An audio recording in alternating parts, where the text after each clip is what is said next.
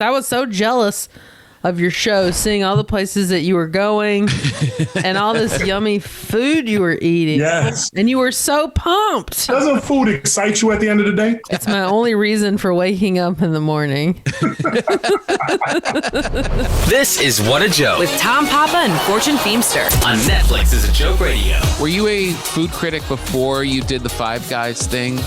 Oh yeah, I've been doing food reviews since 2009, and Five Guys, that was my first viral video, which happened in 2012. Basically, I was a manager at Walmart. I had an hour lunch break. I had a little Kodak Bloggy back then, which is the size of a cell phone. I would put it right up on my steering wheel, and whatever I had for lunch, that's what I was reviewing. Put it on YouTube. YouTube was fairly new. None of us knew what we were really uploading. We were just putting whatever to see what would stick. Nobody was doing in-car food reviews. And back in my mind, I'm like, well, when you go to fast food establishments, you're in your car. So it only made sense. Right. So I uploaded that. That slowly started taking off, building an audience. And then around 2012, someone asked me to go to Five Guys. I looked it up. It was about 15 minutes from my house. I'd never been to one before. Ordered a double cheeseburger. They gave me a double bacon cheeseburger. The burger was amazing. It was a massive burger, so much flavor, had the juiciness coming out when I took a bite. The bacon was extra crisp. Cajun French fries, again, a lot of flavor, a lot of pop. I showcased it to the camera.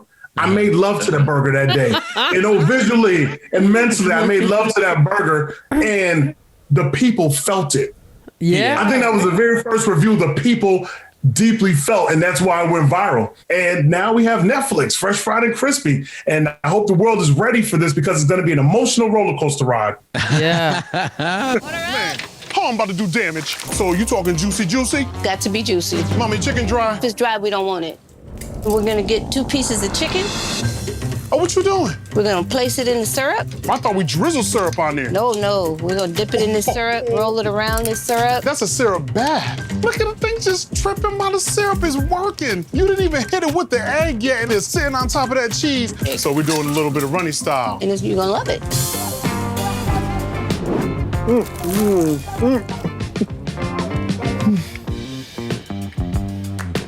Oh. Ladies and gentlemen, the juiciness on that chicken, that was a thick chicken.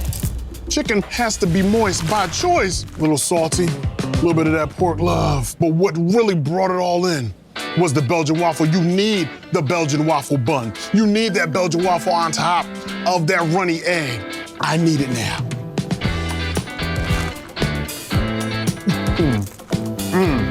I'm jealous that I'm not the one they're eating because everything you try, I want. But you're so enthusiastic and so pumped about it that it makes me excited for you that you're getting to have that food experience. That's what it's all about. These mom and pops out there, these restaurant owners, they just have so much passion. And when they tell their story, when individuals watch the show, and you hear their story, and you hear how, maybe they came from nothing and they built up a savings to be able to invest into their dream, right? Yeah. And we saw so many dreams shattered over the pandemic where individuals spent so much to lose so much more. Yeah. And so I'm hoping with Fresh Fried and Crispy, we can get to a point where we're showcasing so many mom and pops out there that they're able to hold on, that they're able to rebuild, that they're able to continue feeding us, and that you can sample some of the greatness that I'm having on screen so you too can get excited about it. Yeah. That's what this show is all about. It's passion. It's passion. That's the problem that we have, Fortune. When we eat, we get really quiet. Because we just go into our little shell and we're enjoying it just as much, but we just get really quiet. We're being selfish with our enthusiasm. You might be selfish with the ear, selfish with the enthusiasm. You're holding it in. And you know what that's like? It's like going to a comedy show, hearing a great joke, and chuckling on the inside. Let it out. Let it out. Let that comic comedian know that you appreciate what they're doing, what they've been working on. Yes. And it's the same thing with doing food reviews. Don't just be at a restaurant just... Like, if it's amazing, if you're getting those flavors, you got to look around sometimes. You're like, who made this? Where the chef? Bring the chef out immediately. Immediately. I had that the other day. I had a cupcake. It was a peanut butter cupcake, and it had peanut butter in the middle and peanuts on top. And it was the greatest cupcake I think I'd ever had. I ate it and went, Yes. And yes. my wife was like, I so wish I could have taped that. Because, Don't be afraid to have a moment with your food. Never be afraid. yeah.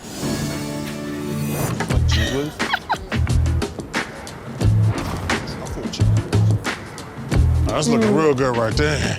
That's it? Yeah. Yeah, that's what I'm talking about. I know you're sitting there and you're looking at it, you're like, I remember the last time my cheesesteak had a runny egg up on that thing. That's that greasy love right there. That thing is hot.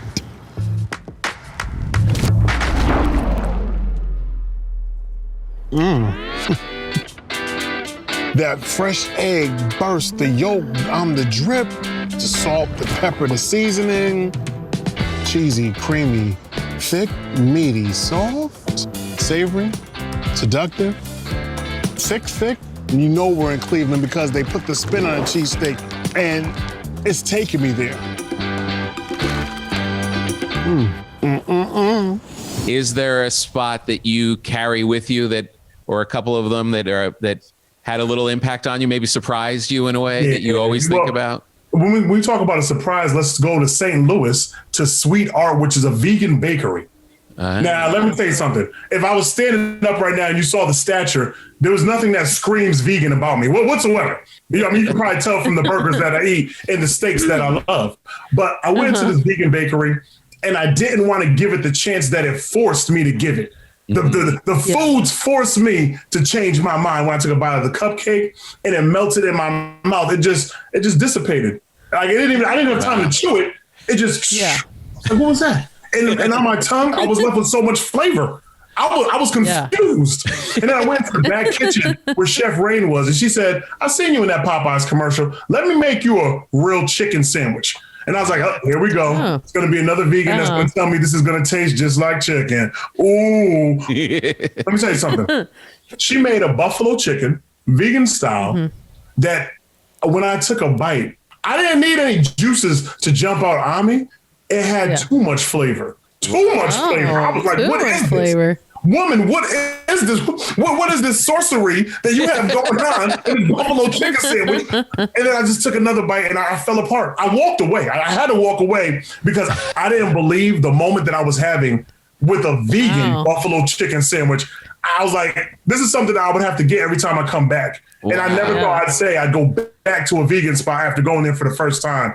I was thoroughly impressed. Amazing. Now, that was the biggest surprise. The restaurant I carry with me from the series, Fresh Fried and Crispy, is in Baltimore. It's local oyster. I had a colossal crab sandwich. Oh, boy. Like a crab cake? This is what I want you to do. Okay, this is what I want you to do. I got to hold my hand. Make sure I hold my hand right. My hand is going to happen to be our Texas toast. This is the base. Buttered up with love, extra thick. Yeah. That's just Texas toast. I want you to take some Utz potato chips, put them on the Texas toast, and I don't want you to sprinkle Old Bay seasoning on top of the chips. We're not done. Okay. I want you to fry a soft shell crab. Ooh. And I want you to place it on top of the chips, legs and all. Don't cut the legs off. Legs and all. Just have the legs sticking out the side of the Texas toast at the bottom. We're not done. I want you to get the biggest lump of crab cake possible with all the flavor, all the tender fender bender loving, all that just, yes, I'm happy. I want you to put it on top of the soft shell crab. And then I want you to put it on top of the crab. Then take another piece of Texas toast, buttered up with love. You put that on top. And now this is your sandwich. You see where I'm going with this thing? Whoa, that's a big sandwich. It's a big sandwich, all right? So now I'm going to have to hold it and turn it sideways. God. This is where it's your face. It is the size of your face. Dang. You turn it sideways and then twist it just a little bit. Get that bite. You're going to get crispiness. You're going to get the butter love. You're going to get the type of crab singing to your soul that you never tasted before. You're like, this was just caught today. This crab was caught today. They flavored it up and they made sure I would never want to leave. It was the type of restaurant you don't get up from. You just ask for another colossal crab sandwich. Once you're done, the crunch on the chips, the Old Bay seasoning, you're getting like savory. You're getting decadence right there. And you are crying on the inside, breaking down. A grown man, a grown Dang. woman, you are breaking down over this sandwich. You are so good. I literally saw the sandwich as Yes. you are so good. That is not an easy Wow. task. That not everybody has that ability.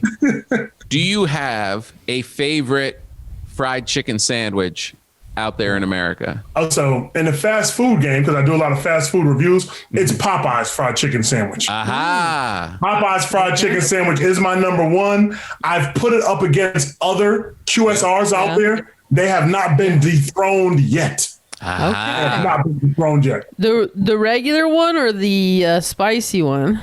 Oh, you got to go spicy. The regular one's amazing. The regular classic's amazing. You have to go spicy for that extra elevated level of flavor. That spiciness, that little, you want that donkey kick in your mouth. Punk, punk. You want the donkey kick to happen. When you-